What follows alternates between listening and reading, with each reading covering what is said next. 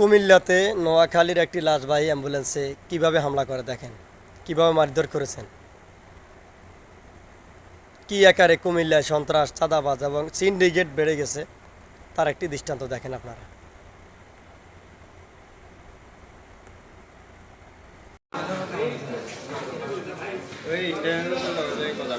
কি সমস্যা ভাই? এটা ফ্রি অ্যাম্বুলেন্স।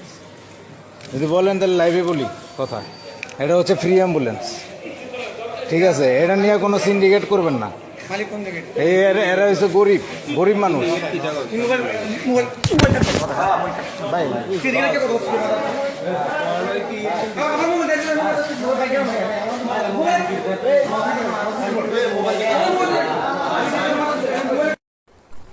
ভাই এরা কি মানুষ? এরা তো জানোয়ার চাইতেও খারাপ। দেখেন, একটি লাশবাহী অ্যাম্বুলেন্স, এটার উপরেও তারা হামলা করেছে। দেশে কি কোনো আইন নাই? প্রশাসন কি এতই দুর্বল? এই সরকার এতটা দুর্বল যে দেশের কোথাও তারা নিরাপত্তা দিতে পারতেছে না। এদের চাইতে তো ভাই আফাই ভালো ছিল। হ্যাঁ, এখন যা করতেছেন আপনারা, এই সরকার যে নিরাপত্তা মানুষকে দিতে পারতেছে না, রাস্তাঘাটে, হসপিটালে, বিশেষ করে কুমিল্লা যে পরিমাণ চাঁদাবাজি, সন্ত্রাসী কর্মকাণ্ড চলে, পুরো বাংলাদেশেও এত সন্ত্রাসী কর্মকাণ্ড, চাঁদাবাজি চলে না। কুমিল্লায় যে হসপিটালগুলো আছে এগুলাতে মারাত্মক লেভেলে চাঁদাবাজি চলে। বিশ্ব রোডে মারাত্মক লেভেলে চাঁদাবাজি চলে, সন্ত্রাসী কর্মকাণ্ড চলে, যেগুলো দেখার কেউ নেই।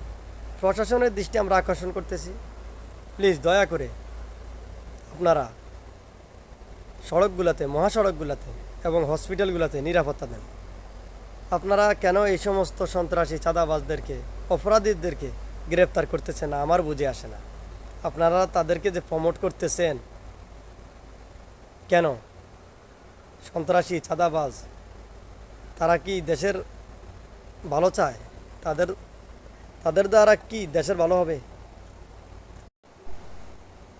তো আমি কি আর বলবো, তবে আমি নোয়াখালীবাসীকে বলবো, এই তো দেখলেন একটি লাশবাহী গাড়ি, ওইখানেও তারা হামলা করছে। লাইভে লাইভে তা এই লোকের উপর হামলা করছে, কিন্তু এদেরকে কোনো গ্রেপ্তার করা হবে না, এরা কোনো শাস্তি পাবে না। কুমিল্লাতে এগুলো চলবে অহরহ। আমি ছোটোবেলা থেকে দেখতেছি কুমিল্লায় এই মহাসড়কগুলোতে চাঁদাবাজি, সন্ত্রাসী কর্মকাণ্ড চলে, কোনো বিচার হয় না।